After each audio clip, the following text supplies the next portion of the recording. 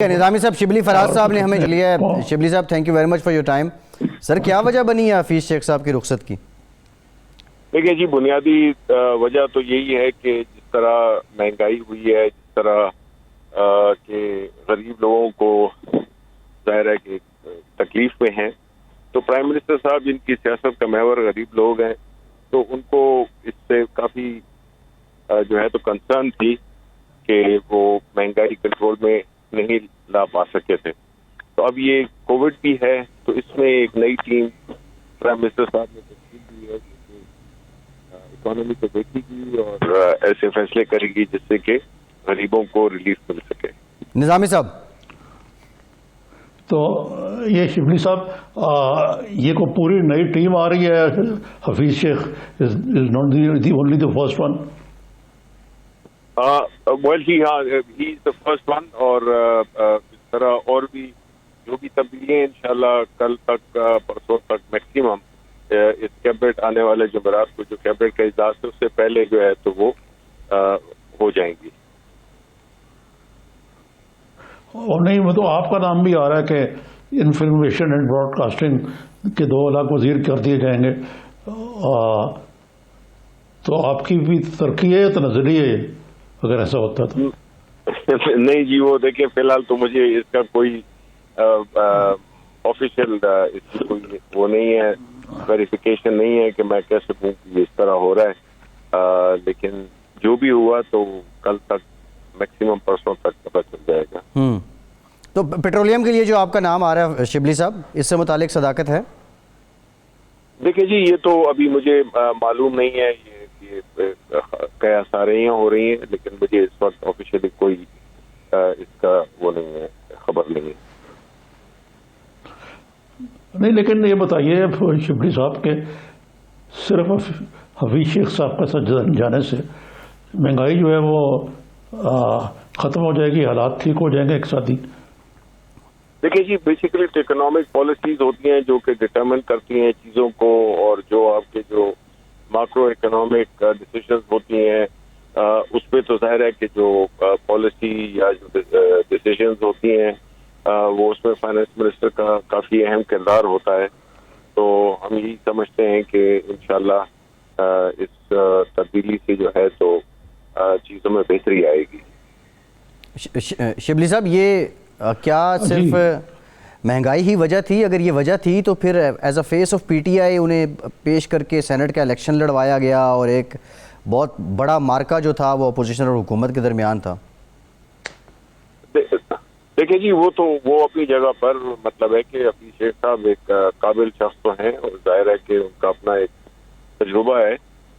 لیکن جو اس وقت جب ہمارے 2.5 سال ہو گئے ہیں، اور ابھی ظاہر ہے کہ سینٹ الیکشن سے پہلے ہی یہ طے تھا کہ ہم جو ہے تو کابینہ میں تبدیلیاں لائیں گے.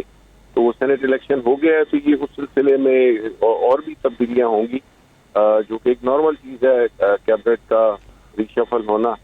تو اس میں یہ پہلی ڈیسیژن تھی، کیونکہ اکانومی بہت اہم ہے پاکستان جیسے ملک کے لیے، اور فائنانس منسٹر کا رول اس میں کافی اہم ہوتا ہے. نظامی صاحب. جی شبلی صاحب، یہ آپ کڑے، آپ کے برجستہ فکرے ہم سنتے رہتے ہیں.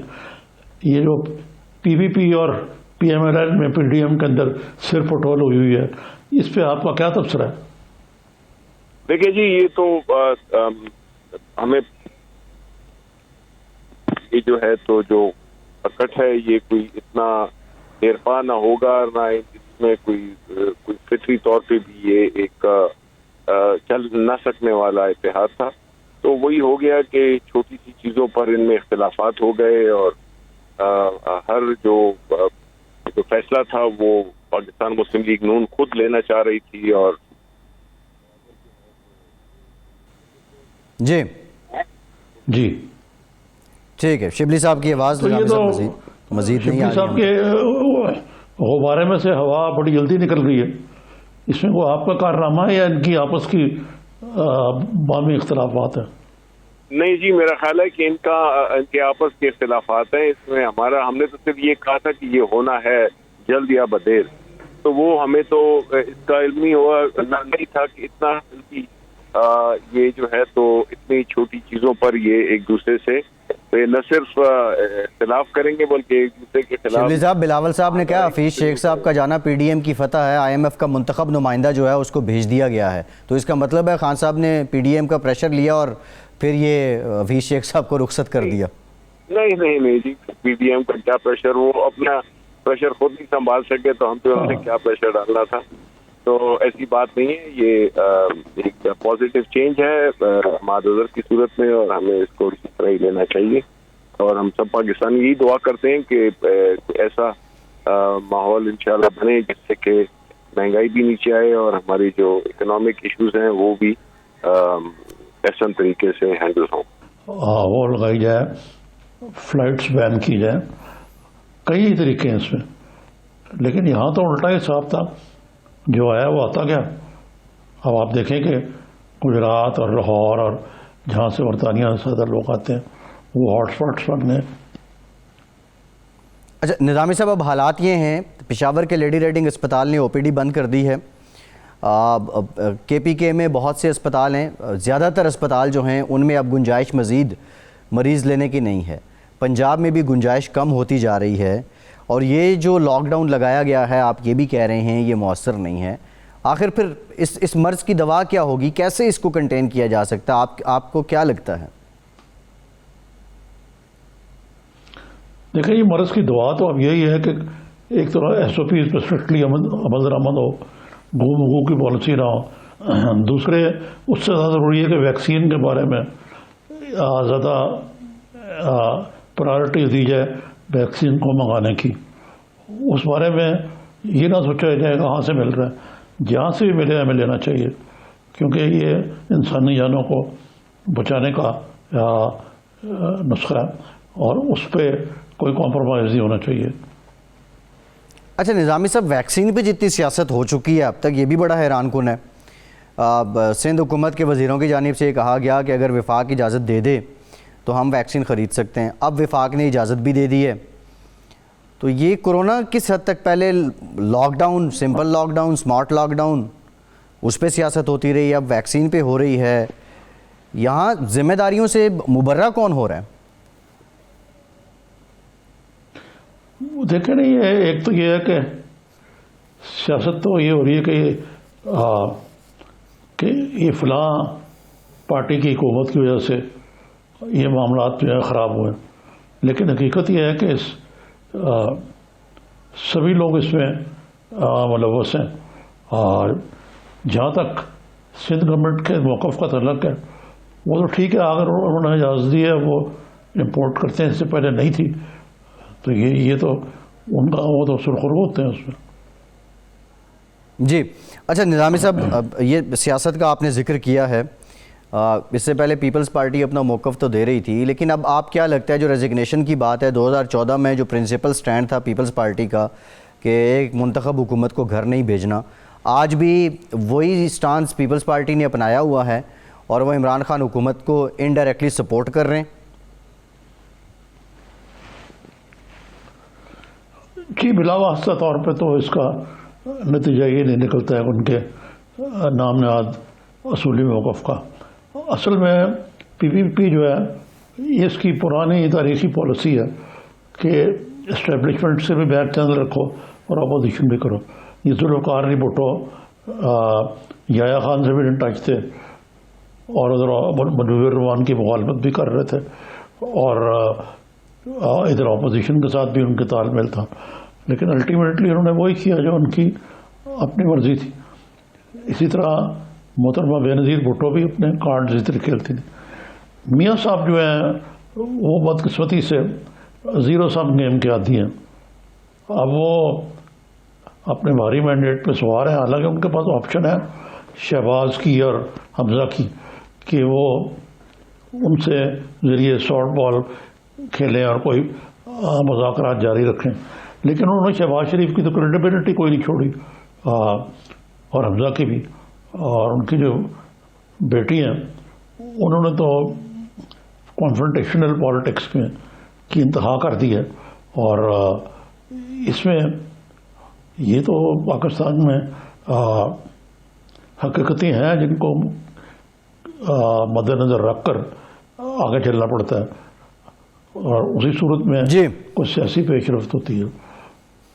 ٹھیک ہے. نظامی صاحب، شہباز شریف صاحب نے بھی درخواست ضمانت دے دی ہے. اب سوال ہے کہ پیپلز پارٹی جو حمزہ صاحب کو اہمیت دے رہی ہے مریم نواز صاحبہ کی نسبت، کیا کوئی فالٹ لائن ہے جس کا وہ فائدہ اٹھانا چاہ رہی ہے؟ جسٹ امپریشن دینا چاہ رہی ہے پیپلز پارٹی فالٹ لائن کا between P M L and people?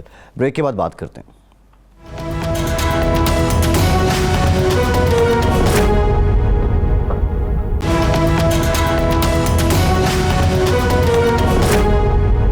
Break کے بعد ایک بار پھر سے پروگرام میں آپ کا خیر مقدم کرتے ہیں. نظامی صاحب، شبلی فراز صاحب کہتے ہیں کہ مہنگائی بنیادی طور پہ وجہ بنی ہے حفیظ شیخ صاحب کو نکالنے کے لیے.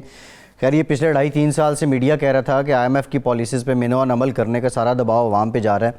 اب جب مہنگائی کی وجہ سے عوام کا برکس نکل چکا ہے تو آپ کیا سمجھتے ہیں پھر اس کے باوجود سینٹ کا الیکشن بھی آپ نے حفیظ شیخ صاحب کو ایک پی ٹی آئی کے فیس کے طور پہ لڑوایا، وہاں سے بھی ایک شکست ہوئی. پھر جب انہوں نے کام نہ کرنا چاہا تو آپ نے کہا آپ کام کریں. اب ایک دم سے ان کو ہٹانے کی وجہ کیا ہو سکتی ہے؟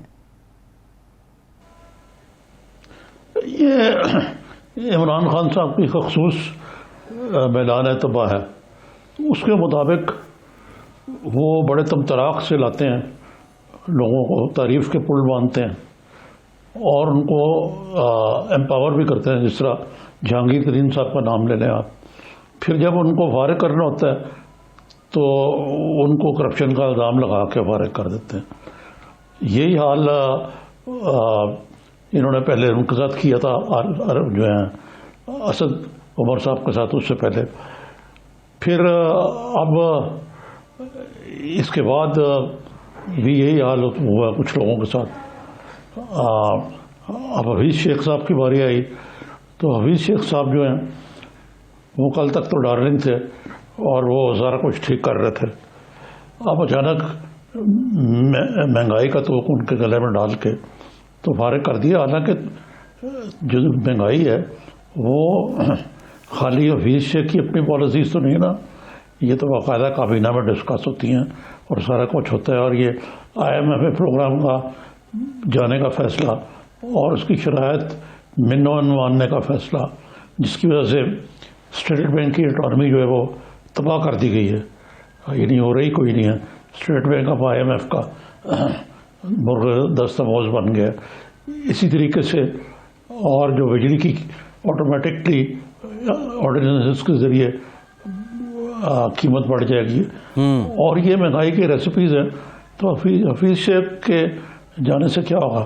اور حفیظ شیخ صاحب سے اتنا غصہ کا اظہار ہے کہ ان کو یہ حکومت نے اپنے جو الفاظ چنے کہ ان کو سبکدوش کر دیا گیا.